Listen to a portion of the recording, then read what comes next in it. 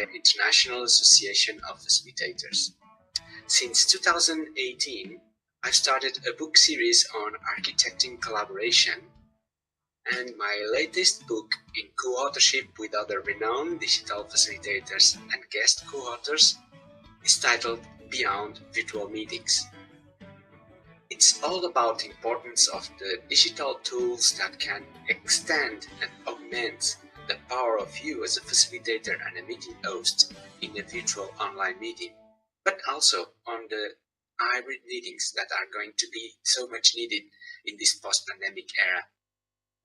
Along with my PhD colleague Martin Duffy, we host Talk to Your Meeting Doctors, a regular series of hosted conversations with meeting experts that can advise you about how to transition to this new normal and take advantage of this incredible once-in-a-lifetime opportunity to make the organization of your meetings more sustainable.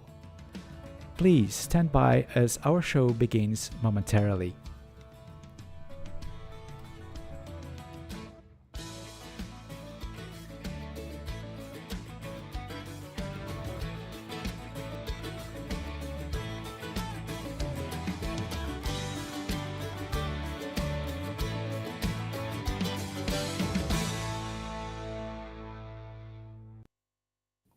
And hello, everybody. It's so good to be here today with you and again with my dear co-host, Martin Duffy. Hi, Martin. Hi, Paul. Good afternoon, everybody. Good to be back for another session, Paul. It's great to be here. And guess what? We have two special guests today. I'm sure that you're probably familiar with them because we've been advertising this episode since last couple of weeks. We are very pleased to have here Karen Schmidt and Meg Bolger. Let's bring her to the studio now and welcome. Afternoon, ladies. Hello. So let me do a little bit of a formal introduction of Meg and Karen. And basically, they are renowned facilitators who are known because they put their hands on creative work and they develop tools for facilitators. And namely, let me share here my screen with their websites so you can reach out to us if you are interested and curious. Meg developed the Facilitator Cards. I've bought my own set, and this is an amazing tool for facilitators that we are going to talk about, not about these cards, but the use we can do of these facilitator tools. And Karen also developed on their own site, which is Over the Fence. That's this original name. A number of tools that you can also buy. Decision ads, for instance, play cards, and many others that you can have here that can help you to facilitate projects and host productive meetings. So that's it for the formal introductions right now. And perhaps Meg and Karen, you would like to introduce yourselves by sharing something you normally do not disclose in this kind of public events. Karen, would you like to go first? Alphabetical order, Meg, and then... Well, alphabetical, let me count. It will be you, Meg. Okay, to me, alphabetical last name. All right.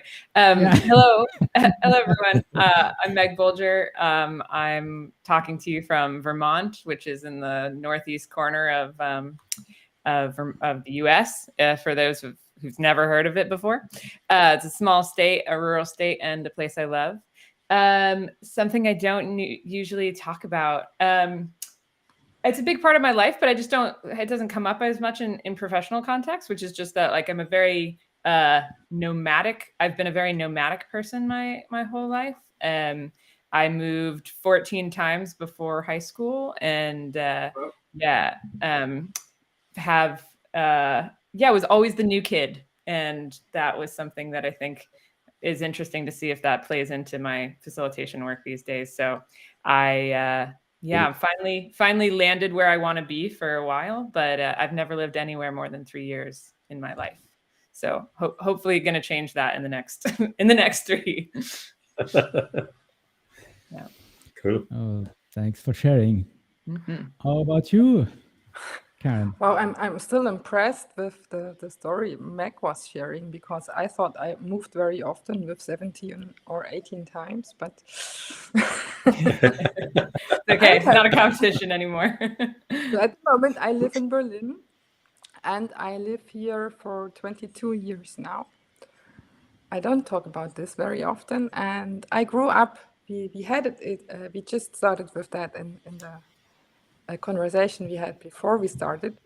I grew up in East Germany, and yeah, I had a big time changing from East to West many years ago, and so I'm kind of a person who grew up in a country that doesn't exist anymore, and maybe that's a little thing to share. Yeah, That's interesting. amazing. And I'm curious, Kara, what's the over the fence all about? What is it all about? Well, we founded Over the Fence as an international innovation community in 2013. We means Frank and I. Frank is a professor here in Berlin for business, and myself. And this was because I actually was a manager for many years in my life, and a project manager and a line manager, and I did business more or less. And in 2009, I discovered the colorful world out of project management and management.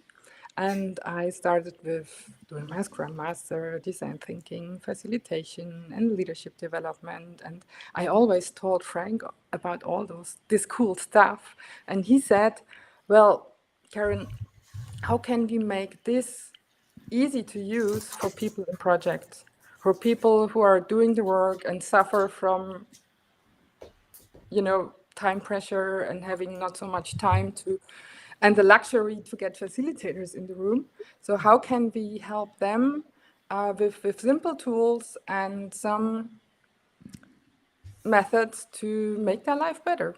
And that was the moment we discovered the question, actually, what could be the one thing we can change or create to make the life of people and projects better? And we thought, well, wouldn't it be great if they start a project, that they start the same project, so with the same understanding of the project. So we created a project canvas where people can sit together and create shared understanding of a project. And this was in 2013, and people loved it. We made it open source, and we learned so much from the people using it that we continue to develop this thing and many other tools. Fantastic, Karen. Thank you That's so a story, much. a bit longer story, but it was, open source. Going open source was the best decision of my life. Oh, wow. Interesting. Why do you say that, Karen? What's the I love open source. I think it's really powerful, but there's a lot of people who are very skeptical of putting things out in that kind of format. If you work scientifically, you quote people if you use some source material, and Creative Commons licenses are just that. So you give credit to the people who created, and also if you create something and give it a Creative Commons license, people we use the very open license, share alike. You need to keep the Creative Commons version, and you give credits to the creator. Plus, if you make changes, you are allowed to change it, but you make changes visible. Mm-hmm. So that if people use your material in a different way, they can do so, but then people don't come ask you, why is it that way? And you didn't know they made some changes. Totally. So I think it's very transparent, and it's, we love to reach as many people as possible in projects. And by the way, on our website, you can't buy our tools, you just get them. And you get lots of feedback from people and learn together with them, and that's great. Awesome. And over the fence, because each project is a big garden party where people from different professions need to work together, have fun together in order to create something. Wow, finally, I got the answer I was looking for. Thank you so much, Karen. That's a nice name, Over the Fence. Over to you, Martin. Maybe you have some questions for our guests today, or let the conversation flow here. Sure, yeah. Well, I'm kind of intrigued, Karen, the concept of the open source and the accreditation piece of that, the power of that accreditation for new ideas, for new contributions coming in. Have you found that's the most powerful part of the open source philosophy, or how does it make commercial sense?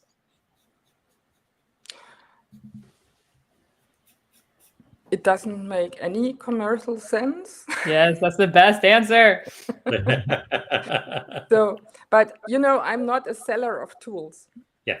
I'm not a distributor making money by selling cards. I do sell some cards in order to make them available, Sure. but I usually work as consultant and facilitator, and to earn €2 here and €3 there, and just is not my business model. Sure. Yeah, absolutely. Yeah. And Meg, you're a fan of open source. Your experience of using that as a medium of communication? I just think I loved Karen's answer of like, it doesn't make commercial sense, just in the sense that like, I don't know, there's so much business advice is just like, this is how you optimize every moment for profits. And like, that's not the only way to run a business. And I think we forget that so often, that like, you don't actually have to make every decision optimized for profits. And I think there's a lot of times where making something open source, making it something that, you know, way more people are going to interact with, like ultimately the money still works out. It just doesn't work out like in every single interaction. Or it doesn't exist in every single interaction. So yeah, I mean, I've been making online projects and resources for a decade, and all of those have been open source. All of those have been uncopyrighted and available for people to use and download. And facilitator cards are too, to an extent, in the sense that you can go on the website and see all 60 cards, you know, and if you want to make a DIY pack, and you can totally do that. And then the cards themselves, if you want like the deck, you know, in the pretty box and all that stuff, like that's where we are able to charge for it. But the information is, I don't think it's like the Creative Commons licensing I love, but also like, to me, like the information in the tools that I've created is kind of part of the commons, you know, like I didn't invent turn to your person next to you and like have a conversation, you know, like none of us invented a pro con list, but like it's in the deck. So to me, it's also like the wisdom of the crowd, but also like, yeah, it can be both. It can be both. And I suppose there's an element as well when you put something out there free, inverted commas. Certainly in my experience, as often as not, and it's not the initial intention, but it always seems to pay back in some very positive way. It doesn't have to be monetary. And I think, Meg, that's probably the part of the idea that you're getting to. And certainly, Karen, that's the sense I'm getting, that it's not all about just monetary gain or monetary benefit. There are other benefits individually and then collectively that come from sharing. And that's a power to good in business, because that can make very good business sense. And Meg, as you say, the money sorts itself out. I see Mike Clargo has just commented there that, you know, the money does eventually even itself out. There's something, the title for our discussion today was Decision Tools and Facilitation. And I kind of reflected a little bit on that just before we came on air, and I was thinking they're two potentially very similar ideas, but equally they're potentially really different ideas. And the whole theory around decision making, I'm not convinced that decision making is quite as open and clear cut as everybody might like to think that it is. Your respective experiences about decision tools versus facilitation?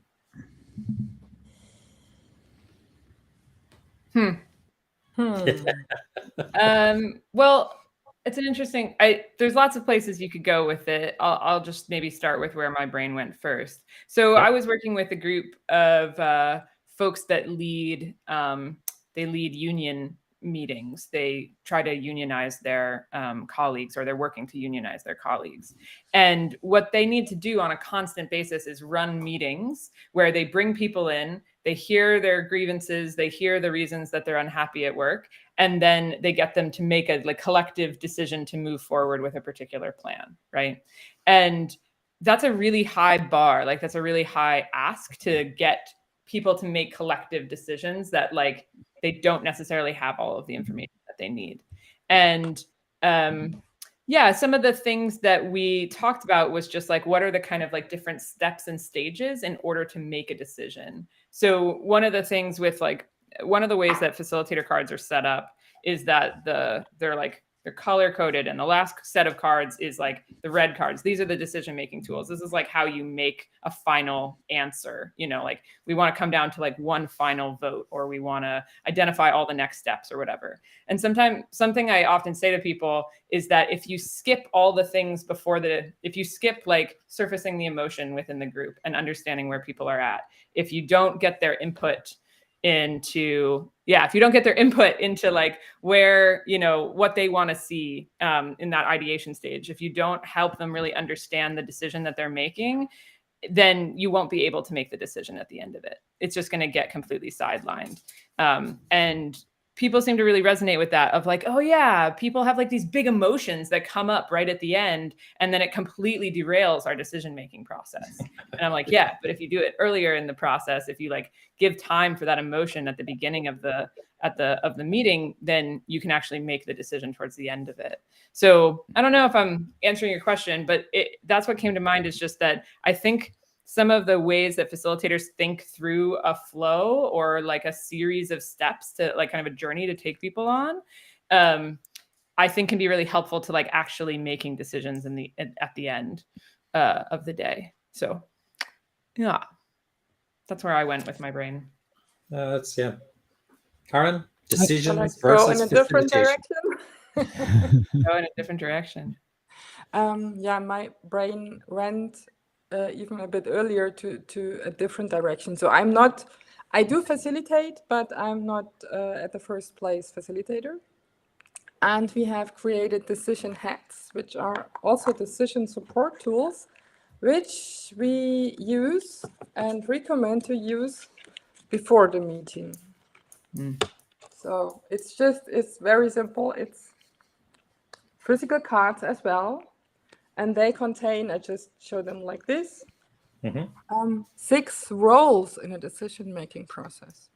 So we look, and what we mean by decision-making process is some person needs a decision, a bigger decision probably, where other people are influenced by. And those are the people you probably talk with when preparing your meetings, to facilitate. And the decision roles help you to sort out the stakes people do have in a decision-making process. And they help you to find the right meetings actually to be facilitated.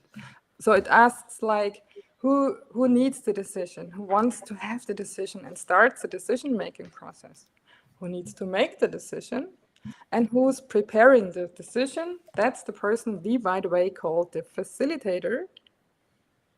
The person who designs and manages the whole decision-making process and also leads the preparation of the decision paper, the basis for the decision makers to decide.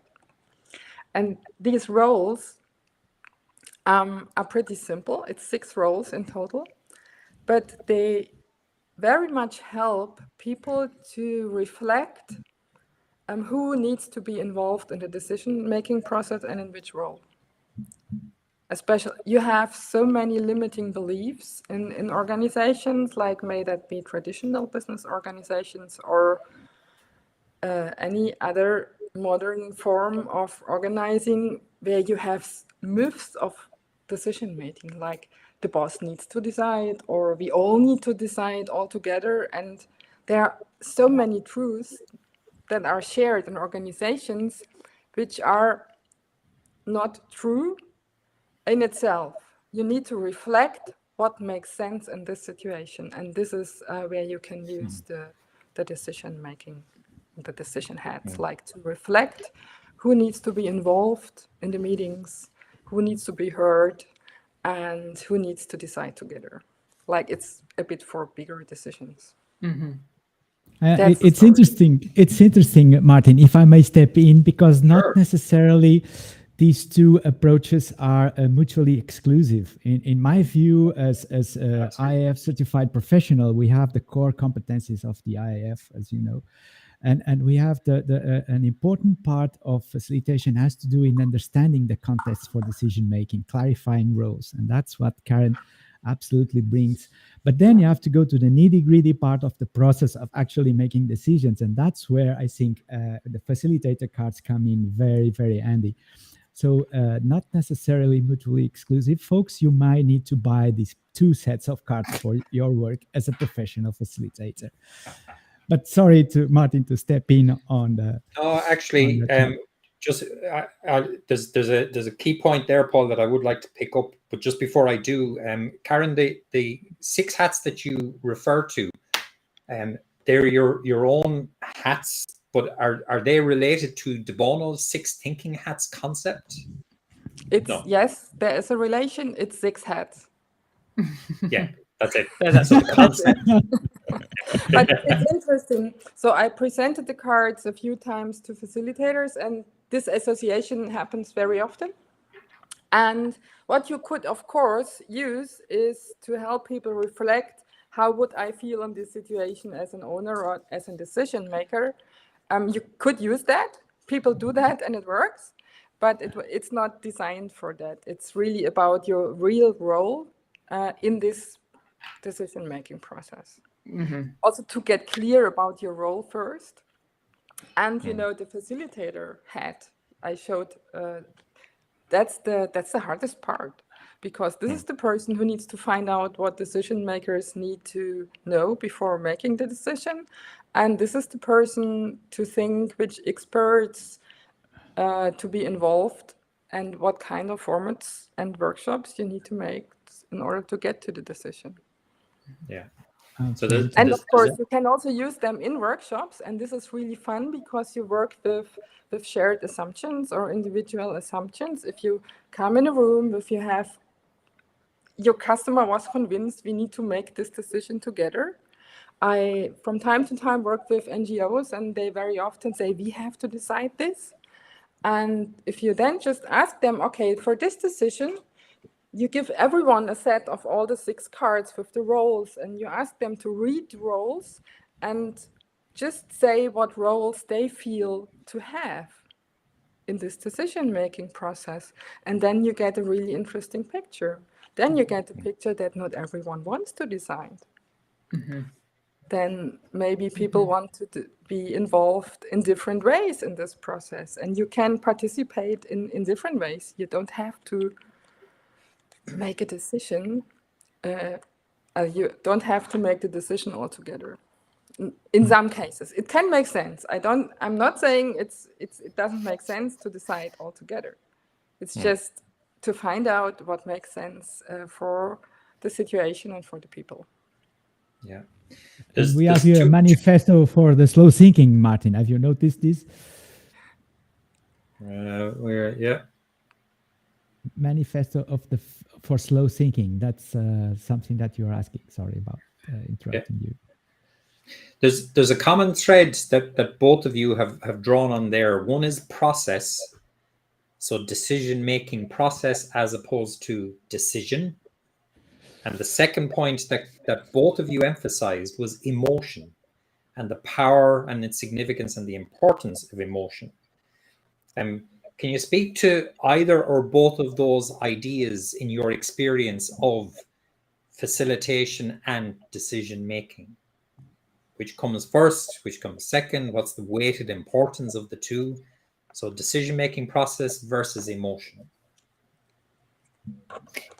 I think my thought is that emotion is always part of the process, and that people, a lot of times we want it to be removed. We're just like, let's make a rational decision here, right? And sometimes that's really needed, or like that's personal like stake in it, or history that is no longer relevant but is still like affecting your experience of whatever it is. Like all of that can be desired to be put aside, right? But a lot of times people, I think, want to ignore that we are emotional beings, and that like we are emotional creatures, and would just like to be able to be like, yeah, but just like turn that off and make this decision. And I think that's a really ill-advised way to go. So to me, something I just often talk about is like, you need to make some space for it in the process. Like it needs to be involved. It doesn't need to be driving the process. There's Elizabeth Gilbert, who wrote Eat, Pray, Love, and a book I love called Big Magic.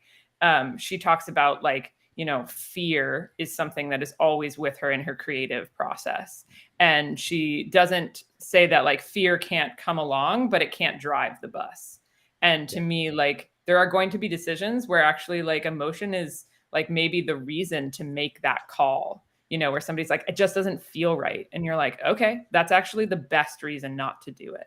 And there's other times where it's like, I really need to be able to put aside the things that are coming up for me so that I can see this clearly. And knowing when that is true and when it's not is important. And to me, like emotion will always come along, but there's some times where it shouldn't drive the bus. Yeah. Interesting. Then I would like to say something about process and maybe then connect back to the emotion part. For me, process is one of the words. At Over Defense, process is one of the words which is used very differently in different professions. For facilitators, process more or less is the flow of the meaning, the opening, the ground zone, and the closing. But you do have this also on the more abstract level, like a bigger process with many meetings with all the same structure, more or less. It's depending on what's the outcome. Is it a creative process or not? And then you have the business process, which creates a result, and many people are involved. And we are kind of juggling between all them and connecting them together. So the decision-making process is, I think, closer to the facilitator's perspective of a process. Yeah. But you need to manage, like create a decision paper and do stuff. You need to produce something so that people have something in their hands in the end. And the facilitator in this process, which is not necessarily an external facilitator, but an internal person who needs to manage, who also manages the whole process, I think it's an emotional challenge, if you would like to call it that way. And this person has a lot of power in preparing the decision, because they finally decide which information goes in the decision paper, with whom to talk, and so on, and who to choose to involve in this kind of preparation process for a decision. And sometimes if those facilitator person in a decision-making process is also an expert in the topic, then they can consciously or unconsciously just apply fast thinking. Now I integrate the picture Paul was showing for the manifesto for the thinking fast and slow. So we are all trapped in our perception by our professional perspective on the world. For example, many things. We at Over the Fence have used this approach also by Daniel Kahneman, thinking fast and slow, and made what we always do to make it really simple for people to get a visual reminder. And so that we say, if you work beyond the routine, that means you don't work you don't do what you always do, and you are in front of a novel challenge. So you need to leave your routine and find a process you didn't know before. Maybe it exists, but you need to invent something to get a good result. And that's what we mean working beyond routine. And in that case, we value questions before answers, observations before evaluations, change of perspective before point of view, and self-reflection before criticism. As a facilitator, this all may be, or probably certainly is, very familiar to you. For people and projects who work very fast and think very fast and make quick decisions here and there in their daily work, it's not. So for them, it helps to take a moment to reflect, what's a good question here we should think about before we get answers. Sometimes when people read the manifesto, fast thinking apply, like this selective perception, they read this before that, and and they see the Agile manifesto. It's completely different. It just reminds us to that, because it doesn't say we value answers over questions. We just we value questions over answers. We want answers, but we want to have the good question as a means to the end to get a better answer. And that's like the meta principle. And at this place, for us, it's not so much, our focus are not so much emotions, but assumptions. All the assumptions we carry with us. And it's about creating a safe space to enjoy surprises between our assumptions and the assumptions of the others, so that we just create a space for people to speak up and do that with humor, and really to be surprised and to be open to the different perspectives of others. Absolutely. But Martin thought about emotions, and what do you do when things then become really emotional in a meeting? Right, Martin? I think that's the topic here. Maybe you can... It's partly that. But I think that's in the moment, Paul. You know, so when you're in the cauldron, you're in the meeting, but there's actually something Meg said earlier that prompted me to think on a longer time scale. So if you take decision-making facilitation out of the meeting, out of an individual meeting, and then you take the emotion point and you say, prior to a meeting, is there a precursor meeting? Is there some formative meeting? And managing the emotional kind of path through the decision-making process. From the facilitator's point of view, we might find ourselves just facilitating one workshop or one meeting. But the bit that I was curious about, prompted by Megan's point, was, but what about the emotional baggage that comes pre the event that we are facilitating? And what about the emotional content that people are charged up with following the event? We might come to a decision, discrete individual decision, but then Mike Largo joins us here, and Mike makes a comment. After the best decisions, those that everybody, are the best decisions, those that everybody has contributed to, feels is fair and is willing to support. So again, Mike's contribution prompted me to think that after the event in which we think we've made a decision, in which we think we as facilitators have brought the group to that converged point of saying, yep, decision made, but actually, is the decision enduring? And that brought me all the way back to the very beginning, where I said decisions. There's, is there such a thing really as a decision? Because we might change our minds. And if we change our minds, was the original decision really a decision? And is all of that wrapped in a cloak of emotion? Transported emotion. So is our central theme or topic here not about decision-making tools and not actually about decision process, but is it about managing emotion over time and over events, so that, as Mike says, we bring everybody along to a shared sense of outcome or shared sense of purpose and further engagement? It's a big topic. We probably need a couple of observations. I think are we managers of emotions in the end, Meg? Well, the thought I just had is that I think it might actually be too broad, in the sense that there's, when Mike said, "Are the best decisions?" and I was like, who's evaluating what is a good decision? Like, from the company's perspective, from an individual, from the team, like.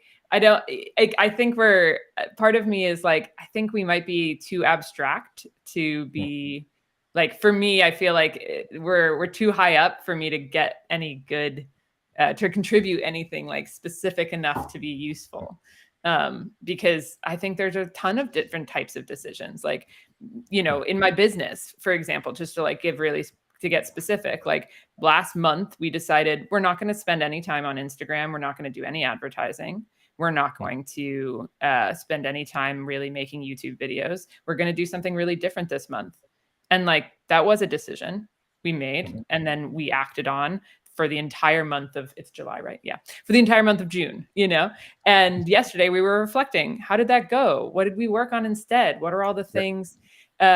And it wasn't like we had to manage emotions in the sense that like every once in a while we'd be like, are we doing the right thing? Ooh, like fear or hesitation or doubt would come up.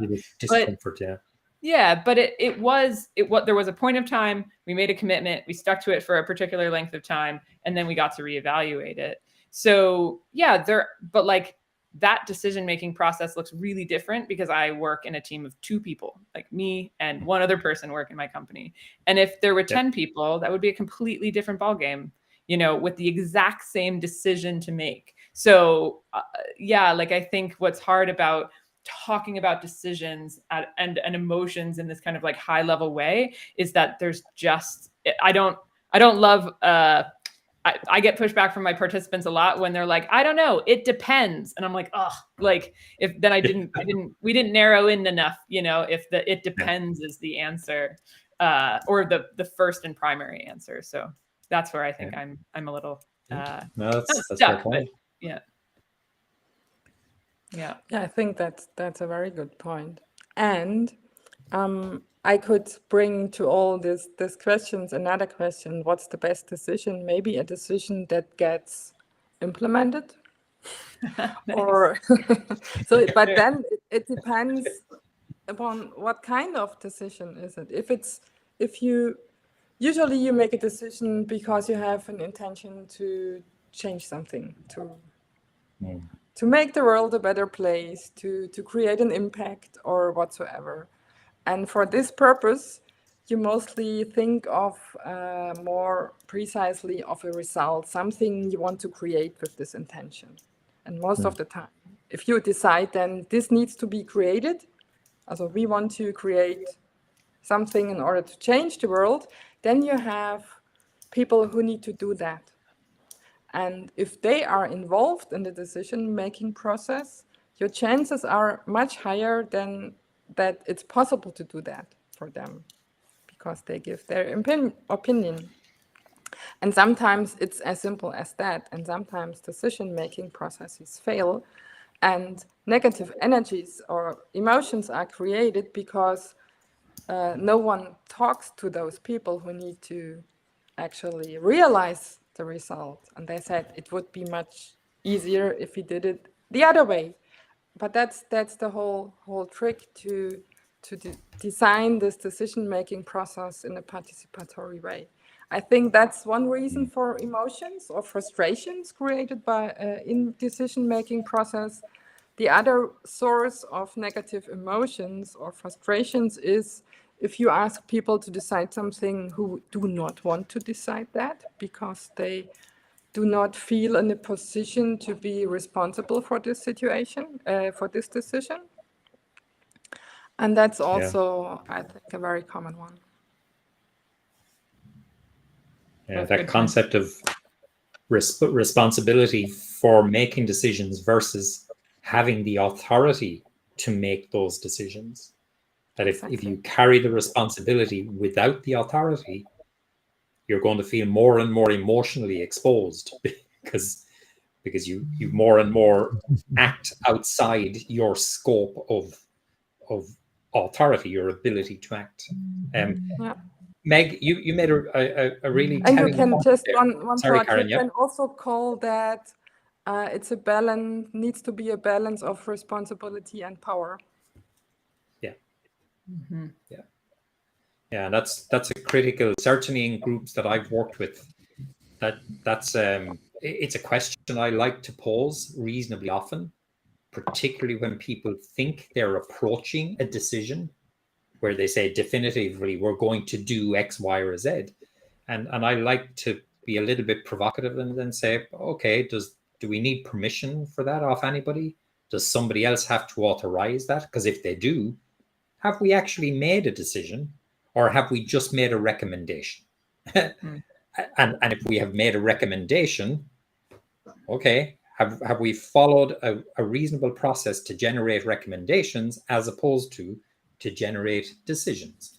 So then having that clarity as to what process are we actually involved in here, I like to provocatively put that out to, particularly if it's a group or a committee. I always like to say, who's the boss? Who did you run that by? Did you get their permission? Yeah. That can shorten the conversation a bit.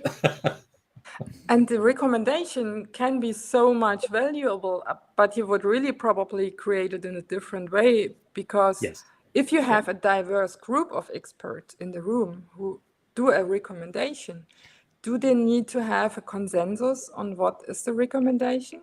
Maybe they have different perspectives. Maybe they can give different recommendations and just hold this that they don't fit together.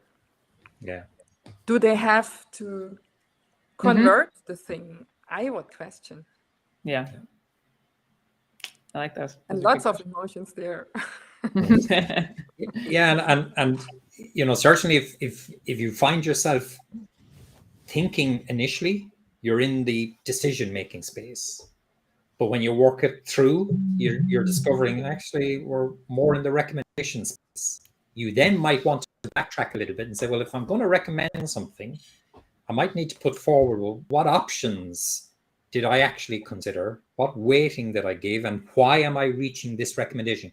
Because the expectation with a recommendation, I'm guessing, would be, well, it's going to be accepted. But if you want it to be accepted, so if it's tantamount to a decision, but not an actual decision, say, well, okay, then you need to kind of stand it up a little bit. You need to justify it, back it up. And now back to your point, Karen, does that mean, so if you're explicitly going in to create recommendations, might you just re-engineer the process to get you there? Because the outcome is going to be different to a hard-nailed or hard-nosed actual decision point. And the emotions are different. Yeah, absolutely. People can give advice as experts. Yeah. And won't be held accountable for this decision. Yeah. It's different, isn't it? Absolutely. Yeah, I like these. I think this line of questioning is an interesting one, or a worthy one, of just recommendations versus decisions. And the maybe like meta point, or the kind of like high level thing, is just like people want to know what it is we're really doing here. You know, I think there's a lot of meetings that people are like, okay, what is it you want? You want me to just sit and learn or listen? You want me to participate? You want me to give my opinion? You want me to share my emotion? Like, tell me how to show up. And I feel like that is like a really beautiful thing that facilitators can do, is to genuinely help people understand like what is it that we're trying to do here. And I think managing expectations and being clear on like what the outcome's impact is really going to be is really is really important. I spent a lot of time doing social justice, DEI work, diversity, equity, and inclusion work. And there were times where I would have conversations with people and they were like, well, we need to do this. We need to do this. And I was like, okay, let's say in 6 months, we come to a bunch of conclusions about all the things you need to change in your organization. Is there any space for you to do that? Do any of you have extra time in your jobs to make changes? And they're like, oh my gosh, no, we are all maxed out, 100% maxed out all the time. We barely have time to make this committee meeting work. And I was like, so the committee can't ask you to do anything. Like, it can't ask you to do anything. There's no space in the system, And so I was like, until there's space in the system, or the recommendations are going to be give everybody 20% less responsibility so that we can actually make some shifts. We don't need to do the whole process, because you just told me no matter what decision we come to, you won't have the ability to implement it. And I was like, I think we just saved 6 months of time in a single phone call, because we got to the end of it where I said, can you implement any change? And they said no. So why bother have the conversation? Yeah. And, as somebody who's a process geek, right? Like, I love process. I think process is fascinating. I think it's something that, like, wow, like, you can do this and people will show up in this way, and you could do it a completely different way and the outcome would be completely different. Like, that's just something that, like, gets me jazzed and I nerd out about as a facilitator. But process can also be really, like, wasteful, where you're like, you're just going through the motions because we need to be able to say we did. And that to me is like a real sad waste of time, when it's like, it's okay to go through the motions and decide actually what we're doing is exactly what we need to be doing. Onward we go. But more like we need to do it because we feel bad not doing it, but we actually have no ability to make any substantive change from any place we land. That is kind of a bummer, and I think that's where a process can get abused as like a release valve for the sake of releasing pressure.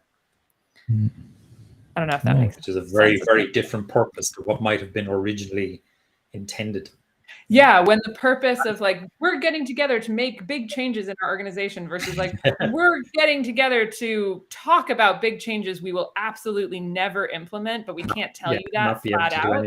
That's really, I think that's facilitation as manipulation, Okay. Amazing. We have a few minutes left for the show to finish. And Martin, have you seen Mike's suggestion on the comments? Should we address that with the guest speakers? Should we move on?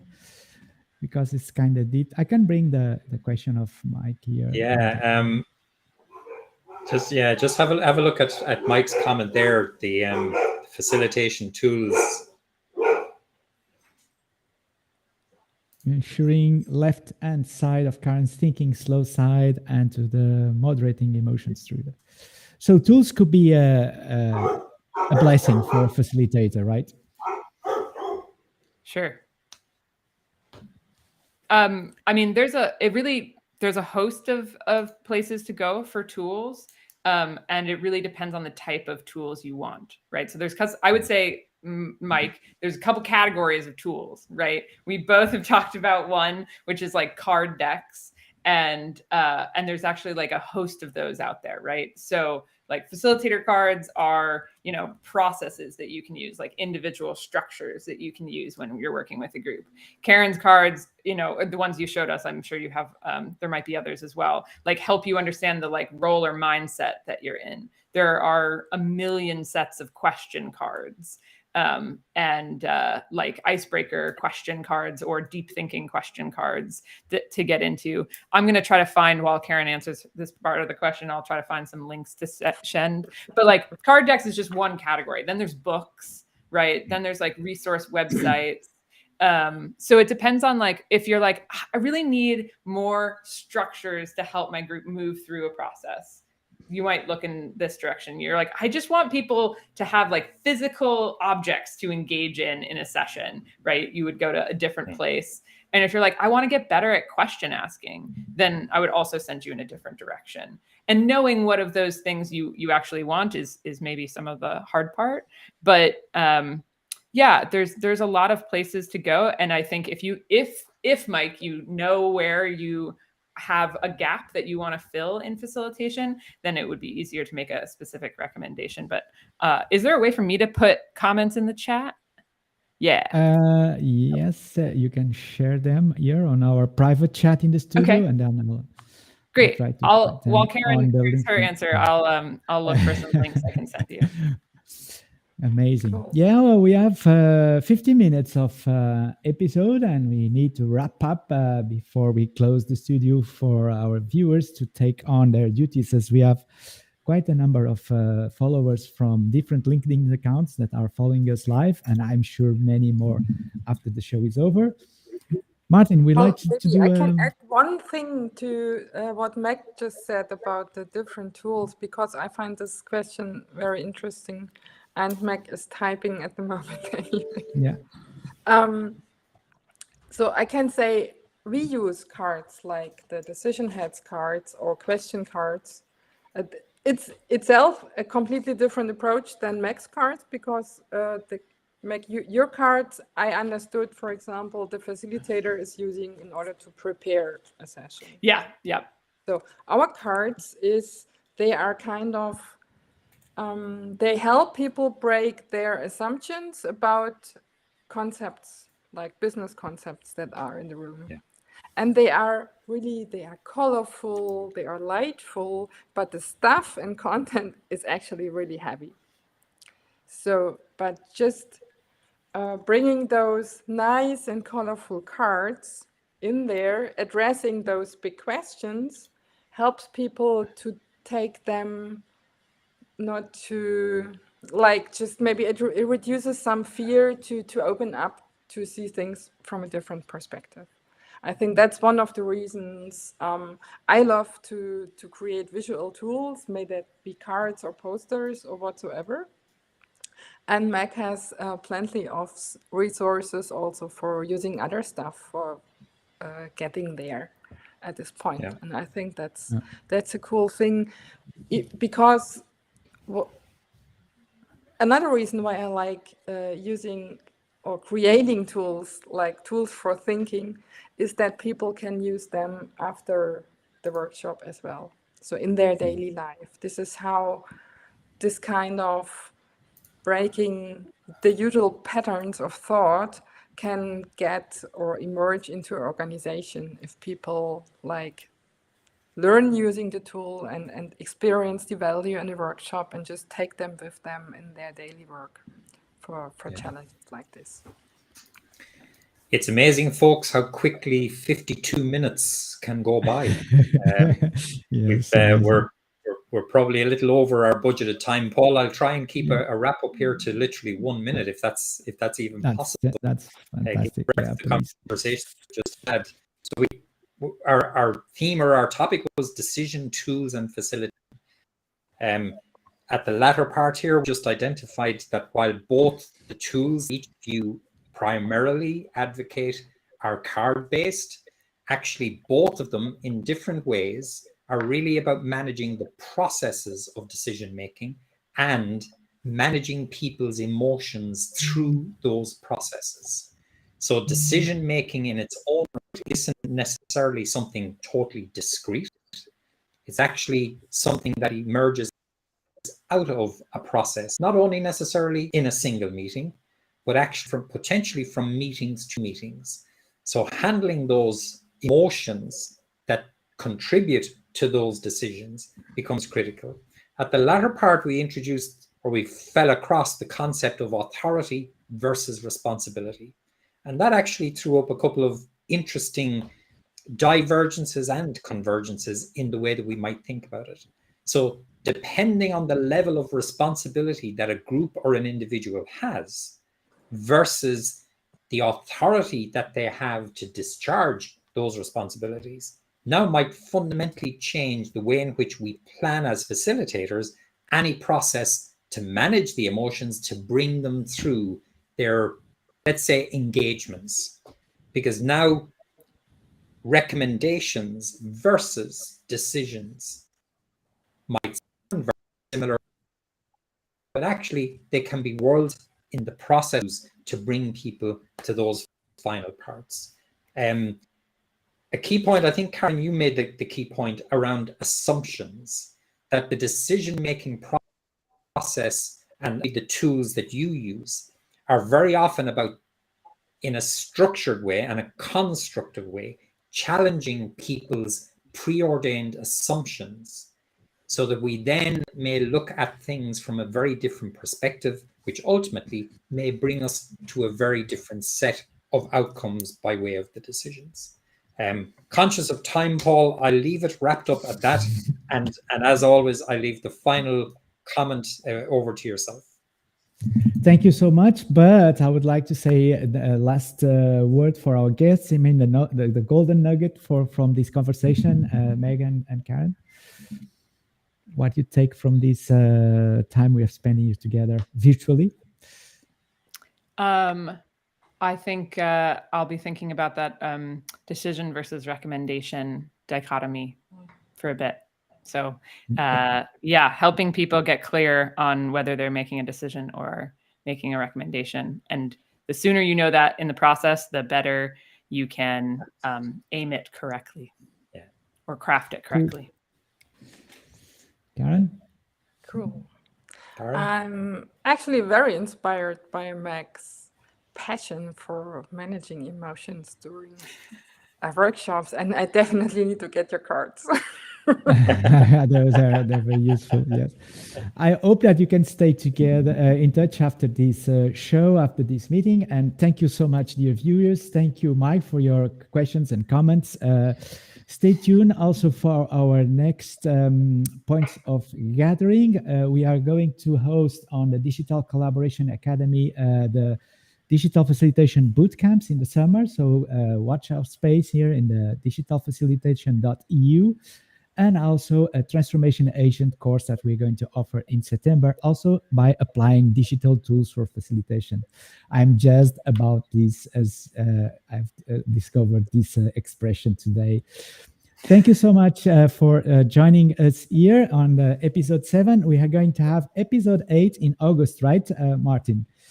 Episode 8 in Asker. So stay tuned here on the channels. And goodbye all. I'm finishing now with a video to say goodbye to our dear viewers. Thank you for joining, and see you soon. Talk soon.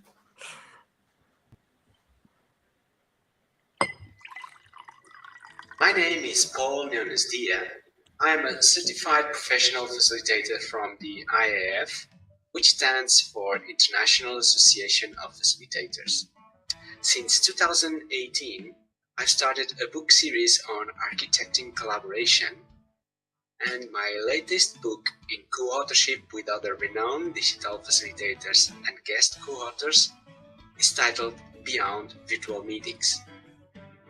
It's all about the importance of the digital tools that can extend and augment the power of you as a facilitator and a meeting host in a virtual online meeting, but also on the hybrid meetings that are going to be so much needed in this post-pandemic era.